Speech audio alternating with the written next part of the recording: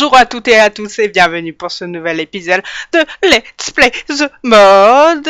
Et nous sommes partis pour parler construction. Et oui, on va se poser un peu, on va lâcher les mods et on va parler construction. La construction de la base. Alors, j'ai laissé des petits indices et il y en a qui ont deviné de quelle base nous allons parler.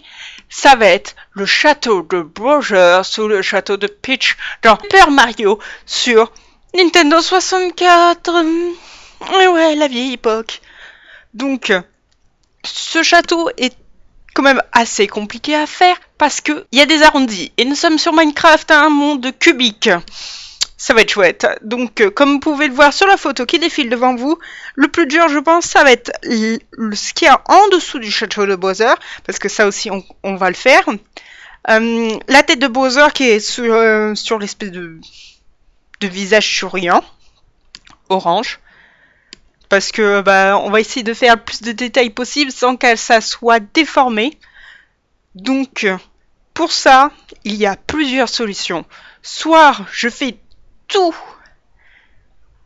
moi-même, c'est-à-dire je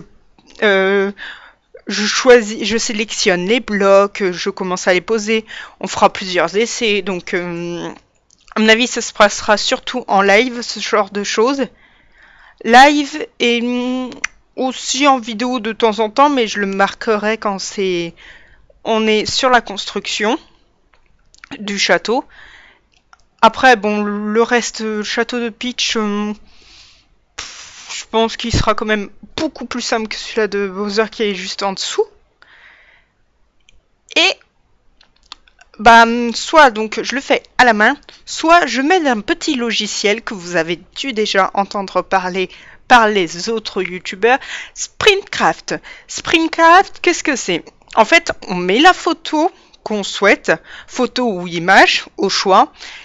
Et le logiciel va choisir les blocs dans Minecraft qui correspondent le mieux pour que la photo, une fois très reculée sur le jeu, on puisse voir comme si on l'avait en vrai devant nous. Bon, après, de près, c'est vrai que c'est vraiment assez spécial. Donc, soit je me sers du logiciel pour faire la base, les contours, pour avoir à peu près ce que je souhaite. Et on fera du relief, parce que c'est une photo, donc ça sera du Paper Mario, quoi. Ça sera du 1D. Du 1D. Ça sera plat, quoi. Donc, après, ce sera à nous de faire l'arrière, d'imaginer, parce que sur le jeu, et il y a peu de temps, j'ai refait le jeu. Donc, on ne voit pas l'arrière, on ne sait pas ce qu'il y a. Donc, on pourra l'imaginer. Ou alors, on le fera pas très épais. Mais comme on voit le château de Bowser, c'est un truc classique. C'est 2 tours et il y a le mur au milieu. Donc, on peut continuer à en faire un carré avec des murs... 2 autres tours. Le château de Peach, ça risque d'être plus compliqué. Faudra peut-être inventer une nouvelle tour derrière qui ne dépasse pas de celle qui est tout en hauteur pour pas ne plus être dans le thème. Et puis la base du château de Bowser risque d'être plus compliquée, celle-ci par contre, parce que vu que c'est rond, il faudra faire une sphère. Donc voilà, soit on utilise Sprintcraft pour s'aider, pour quand même aller un peu plus vite, mieux enchaîner. Soit alors on fait tout nous-mêmes, mais ça risque d'être vraiment compliqué. Et long. Après, on fera des maquettes et on remplit tout doucement en blocs. C'est-à-dire, pour faire la base ronde, on va appeler ça le visage souriant, la base ronde, qu'il y a sous le château de Bowser. Je mets des barrières et petit à petit, jour après jour, je casse une barrière, je remplis avec un bloc, voilà quoi. On avancera tout doucement comme ça pour se donner une idée. C'est comme en dessin. Au dessin, vous faites des petites sphères. Quand vous commencez, il y a les pros, ils font ça, maintenant ils font ça. Mais quand vous commencez à faire des petites sphères arrondies. Puis après, vous gommez, vous allongez les traits. vous les resserrez pour faire un visage. Donc, dites-moi ce que vous préférez en commentaire, soit Springcraft et après on arrondit un peu, on travaille les détails. Donc les détails, je pourrais les travailler avec Carpenter Block, Chisel. N'oubliez pas que j'ai Tinker Construct, donc on pourra utiliser le chisel de Tinker Construct. J'ai aussi deux nouveaux chisels, alors je ne sais pas comment on les utilise, et si seulement on peut les utiliser. C'est le chisel de Fossil Warts, il me semble que ça s'appelle, et